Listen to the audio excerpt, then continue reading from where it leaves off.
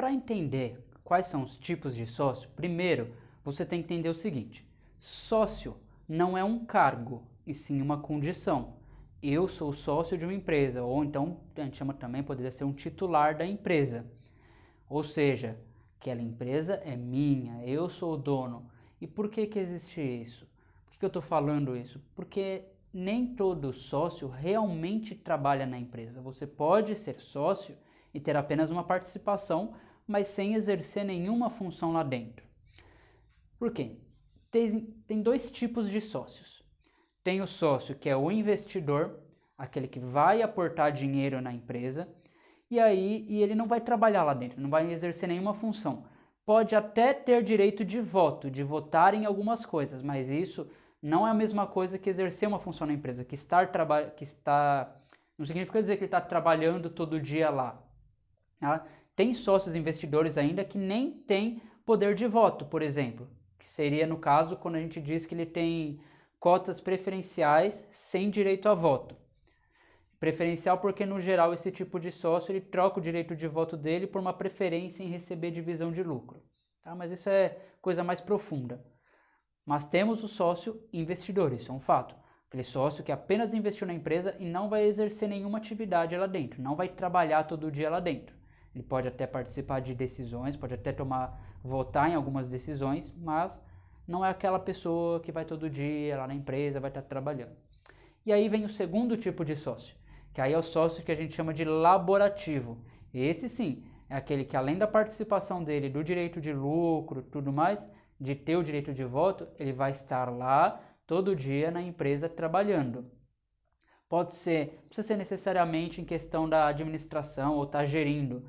Ele pode ser, por exemplo, tá trabalhando no marketing, tá trabalhando com vendas. Cada um tem uma especialidade. Não é porque ele é sócio que ele precisa estar trabalhando na administração ou na gestão. Ele pode estar exercendo outra função. Então, um sócio laborativo é aquele que, além da condição de sócio, de ter investido para começar a empresa, de ser titular da empresa, ele também trabalha lá todo dia. Está lá exercendo alguma função lá dentro. E por que isso é importante? Porque no direito societário a gente tem uma classificação de empresas que a gente chama assim, que existem as empresas de capital e as empresas de pessoas. Qual que é a diferença? A empresa de capital, ela é aquela empresa que o que une os sócios é o capital, é o investimento que eles colocam. Ou seja, eu vou fazer sociedade com aquele fulano ali, por quê? Porque eu preciso do investimento dele, ou ele precisa do meu, ou a gente quer juntar nossos investimentos, enfim, nosso dinheiro para exercer uma atividade, para exercer uma empresa. O que mais importa numa situação dessa é o próprio investimento que eles fazem. Já na sociedade de pessoas, pode ter um investimento? Pode, mas o que importa mais é aquela pessoa, é aquele sócio específico. Ou seja, eu estou fazendo uma sociedade com um ciclano, por quê? Porque eu confio nele, porque eu confio na honestidade dele, porque eu confio no trabalho dele, porque eu sei que ele é especialista, eu sei que ele é bom, eu sei que ele trabalha certo, enfim. A lógica na sociedade de pessoas não serve outra pessoa, é aquele fulano que eu quero como sócio. Não importa se ele vai investir ou não, ele pode até investir, normalmente investe ali, né, um dinheiro dele para fazer parte, tudo. Mas o que importa mais é o dinheiro dele ou a capacidade dele, ou a confiança nele, né, que eu tenho naquela pessoa. No caso da sociedade de pessoas, o que realmente importa é a pessoa em si. A confiança que eu tenho nela, no trabalho, na honestidade, enfim, o que seja.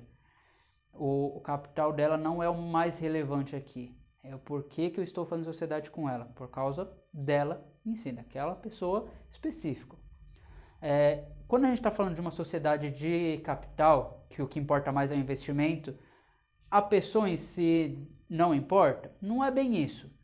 Importa também. Mas, por exemplo, existem sociedades que o principal é o investimento. Porque o que acontece muito às vezes? Tem um sócio que é laborativo, ou seja, que é aquele que vai estar lá todo dia trabalhando, e tem o outro que ele vai ser o investidor. Ou seja, ele chega para o sócio laborativo e fala, você realmente tem capacidade, você tem sua habilidade, você tem sua ideia, você é essencial para desenvolver o negócio. eu invisto e você trabalha e a gente divide os lucros. Tá? Pode ser? Pode ser. Você pode ter um sócio de um tipo e outro sócio de outro tipo na mesma sociedade, fazendo uma sociedade juntos. Não tem problema nenhum. Acontece. Acontece muito, principalmente em empresas mais novas, empresas startups, assim, que têm uma ideia muito inovadora, que precisam de um investimento para botar em prática, é super normal. Mas você tem que entender que existem meio que assim, relações diferentes, dinâmicas diferentes para gerir essa relação de sócios.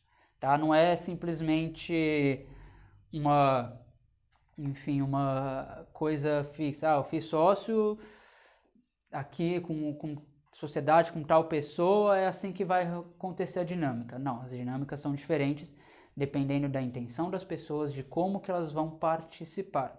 E é por isso que também existe o que a gente chama de condição de sócio. Por isso que eu falo que ser sócio não é um cargo, e sim uma condição. E dentro da empresa, se a pessoa trabalha lá dentro, aí sim ela vai ter algum outro cargo.